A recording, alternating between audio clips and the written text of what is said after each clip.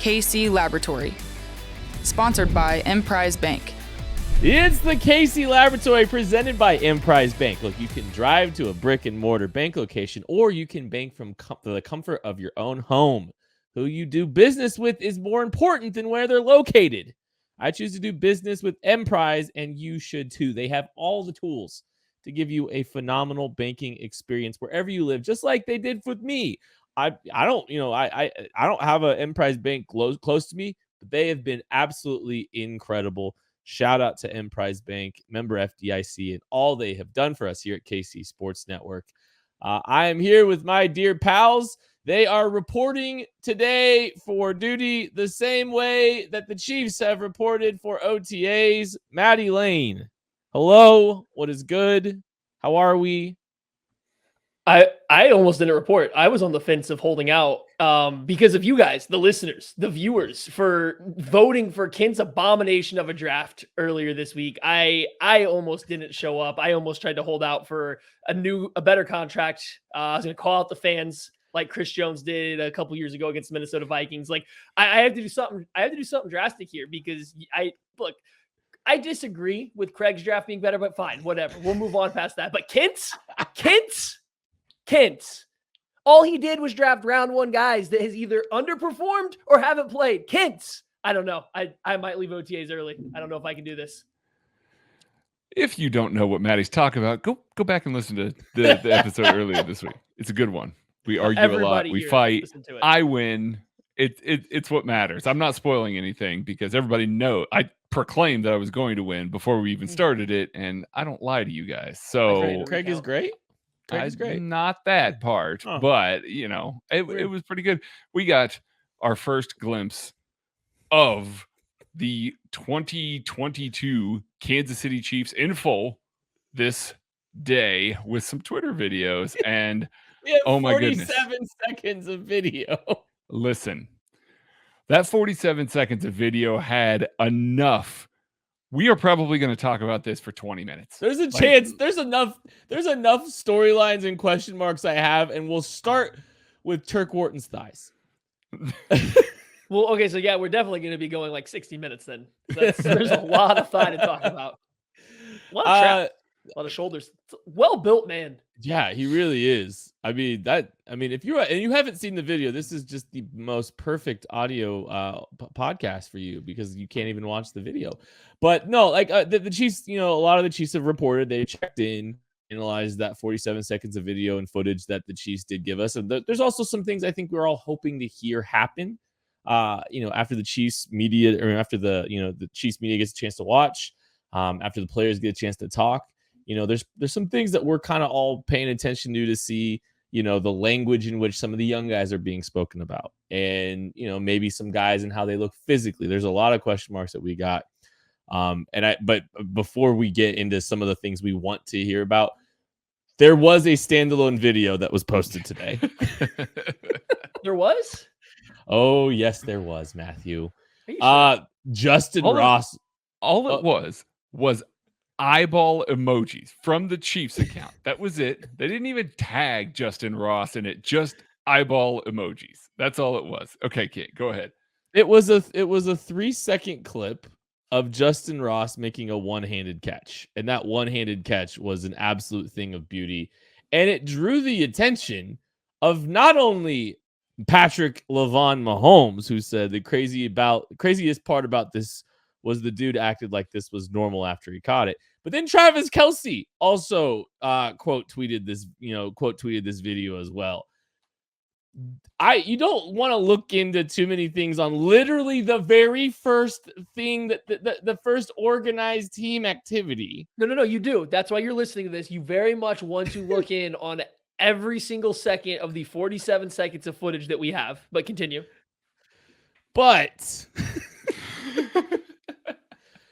the fact that the Chiefs are willing to gas up an undrafted free agent, the fact that Patrick Mahomes is helping gas up an undrafted free agent, and that Travis Kelce is gassing up an undrafted free agent with comments such as, "I felt like I was the only one that got hype when I saw it live. We need more juice." He is hyped out of his mind too for Justin Ross, wide receiver out of Clemson, the undrafted free agent, the all-world freshman in college, had some injury issues. My ears are extremely perked right now with the Justin Ross bandwagon. Since the Chiefs rookies have reported to the team in any fashion, like after the draft reported to do anything team related, Justin Ross's like highlight video or like face to camera time compared to everybody else is like, I don't know, 8-1 at absolute minimum. Like he's getting a lot of social media run, and a lot of that could be because there's a lot of hype there. A lot of that could be he is the kind of guy in these uncontested practices without full pads and stuff to make some more highlight plays. Or it could be that he's been relatively impressive, right? Like at this point in time, we've gone from just the Chiefs social media team pushing him out, in which the Chiefs social media team is still very much in contact with and knows a lot of what not just Andy Reid, but like everybody on that coaching staff wants or thinks can get out there to the public. But we've gotten past that now. We've gone past just the social media team. Like Kent said, we're getting Patrick Mahomes and Travis Kelce are also putting this out there and talking about it. And not just, I mean, it could just be generic stuff. It could just be generic, oh my God, this was such a great play kind of stuff. But I don't know, just reading the way, the excitement that seemed to be coming through when they tweeted about it, and the fact that you're pairing that with some of the social media stuff and how much social media run he's getting, it's really hard to not start buying into the hype of Justin Ross being some kind of factor this year for the Chiefs, like in terms of making the roster. Not all in the field, just making the roster. I need those two to chill. Because they're ruining this for me. My expectations are too high for Justin Ross already, and I am actively mitigating them because he is an undrafted free agent with injury issues. And here they are out here just publishing all this stuff about how, this guy is out here making a one-handed catch on the boundary, by the way, getting 2 feet in. This is an NFL catch, one-handed. Patrick Mahomes gasses him up. Travis Kelce, the guy who would not gas up Patrick Mahomes before his first NFL start, actively kind of, campaigned for Alex Smith the offseason before Patrick Mahomes started and said, when did you know he was for real? When he stepped onto the field there. That's when he said he knew. Here he is on social media, gassing up a teammate in OTAs. Yes, it's OTAs. Who knows? There's nothing that you can really take from that. But Travis Kelce's been around here a long time, and this is not standard behavior from him. Typically, you see him show up to these things. It's great that everybody's here working. He takes a lot of pictures with the guys, everything like that. He doesn't gas guys up in this way. Patrick Mahomes doesn't typically single guys out in this way either, especially on a young receiving core with a lot of new faces. He's out here promoting an undrafted free agent. Yes, we know the talent is there if he's healthy, but there's a lot that I am just personally taking from the fact that the two offensive leaders, those are them. Both of those guys, it's Travis Kelce and Patrick Mahomes, are the offensive leaders of this team, are going out on day one of OTAs and making proclamations about an undrafted rookie. That means something. It shouldn't mean anything, but it does amongst a young wide receiver core. It at least means something in late May.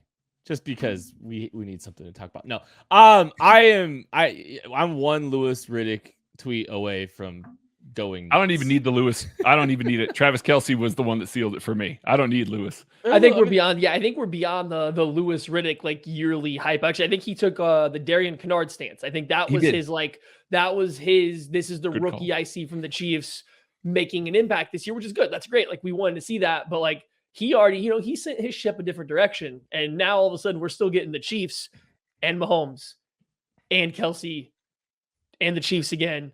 And the Chiefs again, and the Chiefs again, hyping up Justin Ross. And just at some point in time, it does become a little too much to ignore. This isn't, random camp body wide receiver that makes a really nice catch. The Chiefs social media team throws it up once, and then they move on. You don't see him again. I'm not dunking on Justin Watson, but you don't even know Justin Watson's on the team right now. It's not, you're not seeing a ton of one-handed catches from Justin Watson right now.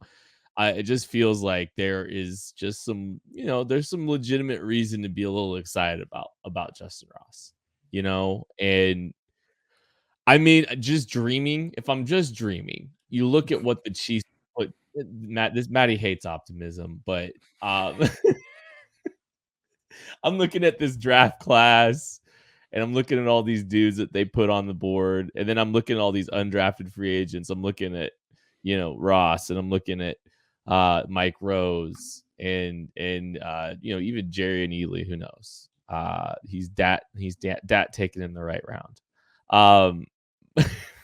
You compare a lot of players to DeAnthony Thomas. That's something I've noticed about you. Yeah. This is going off the rails quickly. Save it. Pull up.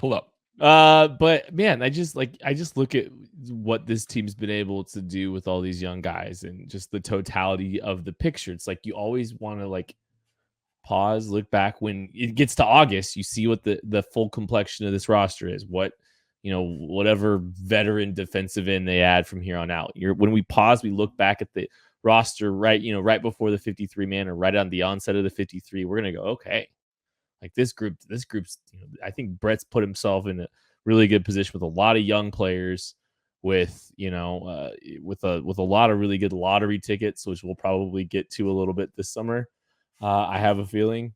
I'm just I think this could be a really fun mini reset where the team's really, really good and they hit on a lot of players they have no business hitting on. I mean, if they hit on one of Mike Rose, Jack Conklin, and Justin Ross, I mean, that's a big win for this team. And I think one of those guys makes the 53-man roster, maybe more. And if they get more, we're going to turn into the McMahon gif and flip over backwards. But so that's the Justin Ross discourse, and that's it for the episode. Just kidding. One thing I do like to we know that the Chiefs are kind of checking in here, kind of getting your first looks. You're gonna get some first perspectives of this football team. You're gonna hear from some of the players over the course of this summer. This is gonna be our first chance to hear them coming up. What are some of the things that you want to hear? Be it about players, be it about whatever. What are some of the high level things that you want to hear happen? Or hear come from some of the players here in the Chiefs in the next couple of days. Maddie, is there anything off the top, or it could be, a beat reporter in a physical profile, anything? What are some of the things you want to see? Give us one off the top that you want to see. Nobody getting injured for the 2 days that they're here right now, right? They're here. They were here today, yesterday, I guess, by the time you're listening to this on Wednesday, and then Thursday, and then that's, the end of these 2 days, and they jump back in on May 31st, and they have sporadic dates. No injuries. And then you want to hear the guys that have been dinged up starting to get back on the field. You want to hear that Jody Fortson's there and he's starting to take place in some of these workouts. You want to hear that Sky Moore and Brian Cook are now getting, more of a full go than they were at the rookie minicamp where they were both kind of limited. An update on Lucas Niang would be kind of good to hear at this point in time. Just updates even Rashad Fenton, even an update on Rashad Fenton as well. Yeah. All these guys, just you want to get some kind of update. You want to see them show improvement. So the guys that haven't, we don't know if they can do anything. Them even being limited is some kind of update. You want to see Sky Moore, Brian Cook, these rookies starting to take steps forward in that regard.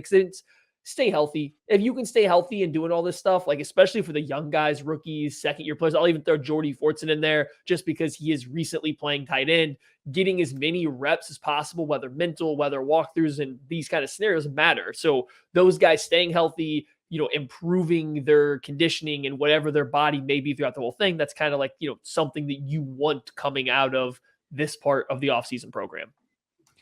My thing that I'm looking for is seeing Orlando Brown Jr. Now, I don't want him there without a contract. I want him to land that contract. I want him to be taken care of. I want him to be happy and show up there because they're going to need him this season. And we know that he's going to be there this season. But Darian Kinnard is there. And I want him to kind of get integrated with that five. I know that it's not like Orlando Brown Jr. is doing a whole lot of communication across the line to Darian Kinnard, but he's played that right tackle position before in the NFL. He's going to offer a whole lot of valuable experience. Now, Kinnard's going to be able to lean on Joe Thuney, who is probably the leader in that room, but Orlando Brown is going to offer a lot of experience, a lot of a different approach coming out of college, coming in with the sort of length and the movement skills that a guy like Orlando Brown had. Darian Kinnard is a little bit similar in that regard. So he's going to be able to help him get adjusted to the way that he needs to set, the sorts of things that he needs to, inhabit in the NFL. That's what I want to see. So getting him in here sooner is probably more of a boon for Darian Kinnard, but it also means that he's taken care of long term. You got your left tackle of the future. It's just all positive things if we get to see Orlando Brown Jr. in OTAs.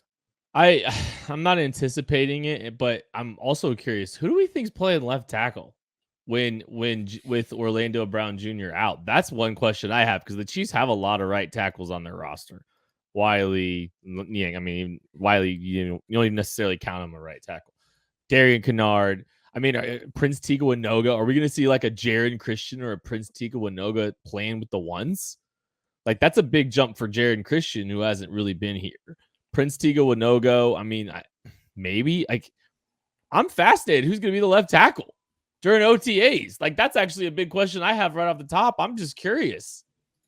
If Lucas Niang is healthy, you would have to imagine he would get some run there, because like he kind of got some last year. I know that from what we've seen, we may not be super excited for it, but it might be one of their options. I mean, he might be there, or like you said, it seems like, Prince Tega is a guy that played over there last year in a reserve role through a lot of practices.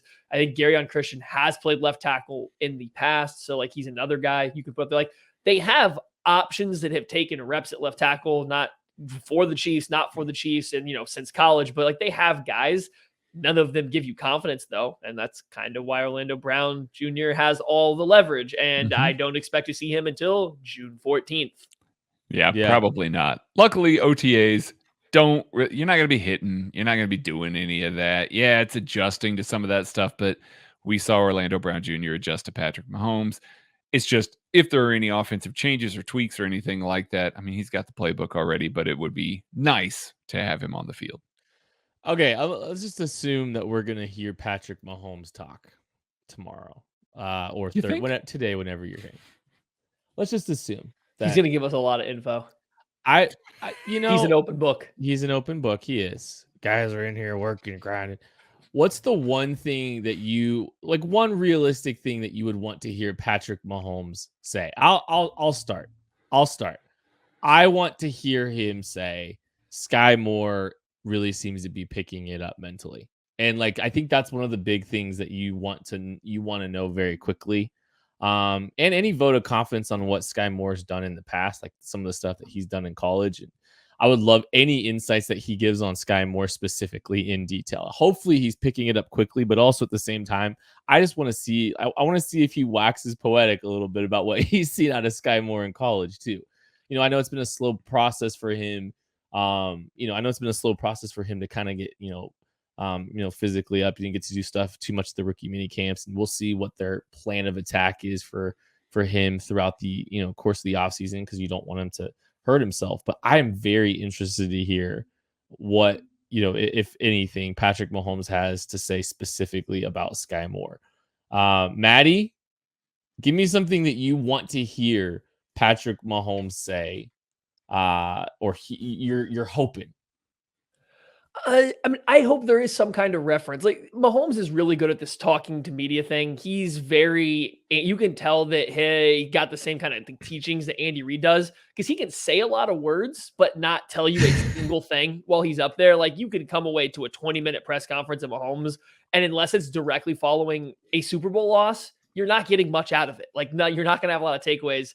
But I do hope that there is some things referencing a different offensive system, getting used to how the offense is going to function with these new pieces. Because so far this offseason, it's been a lot of stuff like talking about how, yes, they have different players and they got to figure out how to like integrate them. But the overall message has been the offense can be similar. They can be not the exact same as losing Tyreek Hill, but the way that Andy's talked about it, the way you've heard stuff in the past, or even Brett Veach talking about it, is that they think it can be a similar style of offense. It doesn't sound like they have come out and publicly said there's going to be wholesale changes. So I would love Patrick Mahomes to slip up and maybe make a reference or two about a new offense that is coming to town, or trying to, get a beat on some of these new things that they're trying. Nothing specific. Just, I want to walk away from his press conference thinking, okay, they understand that McCole Hardman or Sky Moore or whoever aren't Tyreek Hill. And you can't just run these deep overs and expect that to clear out everybody else, because it's not Tyreek Hill doing it every single play.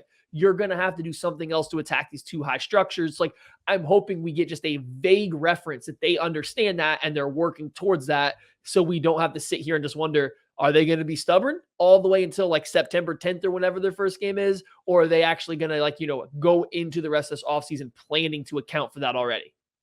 You don't want him to just straight up say, we've got some great blockers from the slot, so now we're going to run more of the McVay offense. I mean, listen, hey, I would love it. I would love it if you'd say that, but if he said that directly, I would assume that that's a complete and utter line of BS. Old face lie. I mean, I hope that we hear more about the football, that's going on this week, rather than the golf outing that's occurring this weekend. Oh no, I'd rather hear about the golf. I'd rather hear about the golf. Oh, I don't care about Tom Brady and Aaron Rodgers playing golf. If we're being real here, Tom Brady's very good at social media, but if he's trying to trigger me with he posted, it worked. How stupid was that? That was the most ridiculous thing I've ever seen. Like, I thought it was great. No, I thought it was terrible. And the old really man celebration at the end. Can't you guys? I think it was absolutely phenomenal. We everybody says it's like social media. Tom is great. What if it's just Tom Brady not with Bill Belichick? That's great. Like, what if just Tom Brady not with Bill Belichick is actually great, and it's not specifically him on social media? It's just getting away from Bill allows you to be a person and not a robot. Like, does anybody, that doesn't seem like a hard sales pitch, does it? I liked when it was easier to not like Tom Brady. Now this golf fake hole-in-one video absolutely has brought me back. Don't get me wrong, but there were so many good things beforehand. My real one here. I can't kind of alluded to Sky Moore. I want to hear that about the whole receiving core, because it's mostly new. It's McCole Hardman, it's Josh Gordon, but the majority of the rest of it is brand new. So they've done a lot of work off the field. You're going to see a lot more, probably mistakes early on, not understanding, not reading each other correctly. That is bound to happen. I want to hear that he feels confident in them. We heard Brett Veach talk about before the draft. Yeah, I've been talking with Patrick. I know what's going on down there. It's been a valuable tool knowing that he's down there training with those guys. And yes, that does influence our draft decisions. Now, still took Sky Moore early, and he's still a very good player that will factor in here, but it does make me wonder a little bit if Patrick Mahomes has a lot of confidence in these guys, and maybe they're going to walk in with a little different attitude or a little different confidence. We've heard Patrick Mahomes over the past 4 years now talk about largely the same receivers and the same receiving core. So we have a baseline of how he talks about those guys. We're going to now have a new kind of standard to judge against. If he comes out and he's absolutely glowing about, Marquez Valdez-Scantling, if he comes out and he's just gushing about him, won't shut up, we're going to look at that and go, listen, he loved Tyreek, but he didn't do that for Tyreek. Like, there's going to be some of that stuff that we are still going to see, and it might go hand in hand with what the Justin Ross stuff is happening right now too. So I'm curious to just kind of read the overall tenor of it, because like Maddie said, we're not going to get much out of him. Maybe you can kind of read into some of that a little more like we do with Andy Reid. You can kind of read between the lines a little bit. I don't know if you're trying to get away from receivers, so I'm jumping back in here. I don't know where your transition's going next. I don't want to cut you off later. What I don't want to hear is him come out and have this just nonstop praise for McCole Hardman, just because it'll come across to me as forced until I see it on the football field. I will continue to feel like what we've heard so far this offseason and what you've heard in the wake of the receiver core turning over is there's been a lot of McCole can do this, McCole can do that. He hasn't had a chance to do this. He hasn't had a chance to do that. And I'm not saying it's not true. I'm not saying there's not a reason to praise him. I'm not saying he hasn't had a chance. It seems very forced. It seems very planned out. It seems like it's a narrative that they are actively trying to push. So if he comes out there and gets on the podium and just spends, 2 minutes or, the first minute just talking about Mecole Hardman when he's talking about receivers and how he's looked great and how he's really figured it out in year 4 and he's taking it more seriously with this new role. I'm not saying it's bad. It's just, I'm going to sit there and go, yeah, I got to wait to see it. Like, I need to see this because this has been the same narrative that we heard every single offseason since his rookie year, really. It's been ramped up this year. So, like, that's the one storyline that I'm hoping you don't get. I'm not saying I want him to come out and say he's been bad or not talk about him. It's just, I don't want that to be the main receiver storyline that comes out because it feels like it's a very direct, very well communicated message that everybody in the organization keeps talking about with the exact same talking points. And if you get another rendition of that, I don't know if it makes my confidence waver, but it doesn't build on it. Like, it doesn't make me think that, oh, okay, yeah, since they said it again, I'm definitely going to believe it now in year 4, like they didn't believe it in year 3 or in year 2 going forward. That's just the one thing that I'm alert about and something that I don't necessarily need to hear. Not that I don't want to hear it, I just don't need to hear it. All right, real quick before we get out of here, and there is an outside chance that we get out of the show in under 30 minutes, which would be a Maddie Lane record. No, we won't. I got something I got to tag on whenever you're done, so continue. One player you hope, one young player, first or second year player, rookie or second year player, that you hope gets some run, gets some gas from this, gets gassed up a little bit from this first OTA weekend. You want to go first? I'll go. Yeah, first. I got ahead. one. I want some Josh Kando buzz because like the physical athletic profile of Josh Kando can play in the NFL and can play for Steve Spagnuolo. I want to see if he's getting some positive feedback for his offseason process. Some optimism about him because that would be a nice little player to hit on if they're able to get Josh Kando, in any significant contribution. That would be huge for this football team. So I'm hoping that there's some Josh Kando love out there. You want to go, Craig? No, you go right ahead, Maddie. I got last. Okay. I'll take Trip McDuffie. And not necessarily, I don't care about your highlight videos from like this kind of thing for a cornerback. I don't know if it's necessarily about, I mean, it would be great. Okay. We talked about Patrick Mahomes. It'd be great if he came out and said, hey, trying to fit some balls into the one-on-one win. I guess not one-on-ones. They're doing like 7-on-7 or 11-on-11 drills. Saying throwing at him is difficult would be nice to hear. But like even just hearing somebody talk about how quickly he's picking up the playbook, how well he seems to be understanding these basic level of installs that they're going through right now, but that just they're surprised. They're excited by how fast he's picked that stuff up because for everything we've heard, he's one of the smartest players that have come through, cornerbacks that have come through the NFL combine interview cycle in a while. So just hearing that come again directly from a team, whether it's a coach or a teammate, just saying like, he really does get it already. And that's really impressive. And it can allow us to do X, Y, or Z, or however they want to phrase it. It would be really nice just to hear them talk about McDuffie's kind of IQ again. I think hearing him talk when it's him up there talking, you can tell he's a guy that does kind of get it. He's a smart guy. He understands football at a level that just like, it comes pretty natural to him, but hearing somebody else kind of confirm that from what you get talking to him would be, I think, go a long way in feeling better about an undersized corner maybe going in the first round, being thrust out there into the action right away. You guys both went defense. Wow, that's shocking. So now I've got to be the guy that turns around and goes against type. No, of course I'm not doing it. No. Guy that I want to see get some gas this week is Nick Bolton, because by and large, this week is not going to be hitting. It's not going to be a lot of this stuff. Yeah, it's good when you hear, the DBs are playing well, the defensive ends are reading the game well. Nick Bolton has a lot on his shoulders this season. They replaced Anthony Hitchens with Nick Bolton, and they're telling him it is your job to get everybody on the same page. There's a lot of young players on this team. He has to connect the front of that defense to the back of that defense and be that hinge point.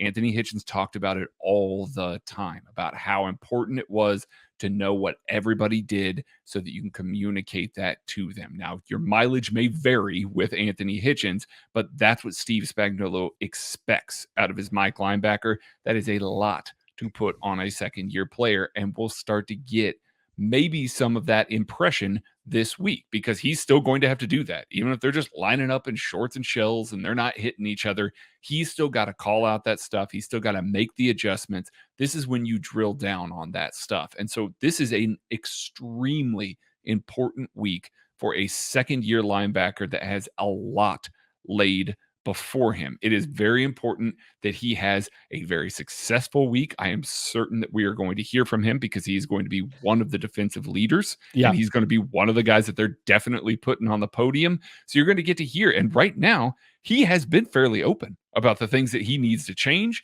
the adjustments that he needs to make in his game. I'm curious to hear how he feels the week is going, because I think we're going to get an honest opinion. And if he has a good week, if he builds off of that, you can get that hype train rolling. Not as strong as the Justin Ross hype train or anything like that, but you can get a hype train rolling for Nick Bolton in 2022 as well. Just like the hype train's rolling for our good pals at Macadoodles. Bring in a Macadoodles to Lee's Summit this summer. Training camp's not the only thing that's coming to Kansas City over the summer. You got Macadoodles coming. You got elite customer service, elite prices, and elite selection. So get your Macadoodles franchise into Kansas City ASAP. Get a hold of Roger, info@macadoodles.com, and bring it to Kansas City, just like Nick Bolton's going to be bringing it in training camp later on this season. Craig, you're elite. Maddie, what's the one thing you want to add to this show before we get out of here? No, it was nothing important. I just wanted to, I was going to prolong us over 30 minutes, but we made it. So I got it. I stay undefeated. I actually, real thing though. No, real thing. I am intrigued. I am intrigued to see which linebacker, along with Nick Bolton, gets a little bit more hype, because Willie Gay's changing positions. He's going to have a little bit more on his plate, presumably. Is that going to be talked about? Is that going to be him getting up there talking about it? Are you going to hear about that from a coach? Or are you going to hear about Leo Chanel or somebody else, like Darius Harris, somebody else, Jermaine Carter, somebody else that has come in that is kind of taking a leap or taking some reins of some stuff that maybe is lacking now that they don't have all the same veterans they've had in that room. So I am interested to who is the second linebacker that seems to be gaining the most ground as you start to go through OTA. Because I think whoever your second linebacker is, Nick Bolton's one. Whoever's linebacker two, I think, is a little bit more of an open competition than we want to admit, because we like Willie Gay and his athletic profile, but I think it's pretty open right now. So I'm intrigued to at least kind of see who starts to get good footing in that battle. All right, that's going to do it for the Casey Laboratory. Thank you so much for listening. We appreciate you all. We'll catch you later.